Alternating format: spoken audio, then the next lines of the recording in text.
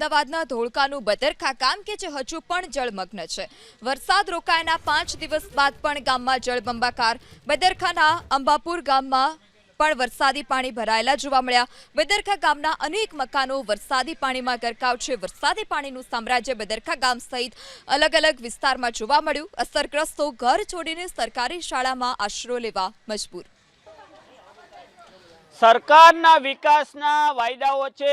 અમદાવાદ જિલ્લાનું આ બદરખા ગામ છે કે જ્યાં વિકાસ હાલમાં પાણી ઉપર તરી રહ્યો છે। આ રામાપીર મંદિરમાં સીધા દ્રશ્યો આપ જોઈ રહ્યા છો।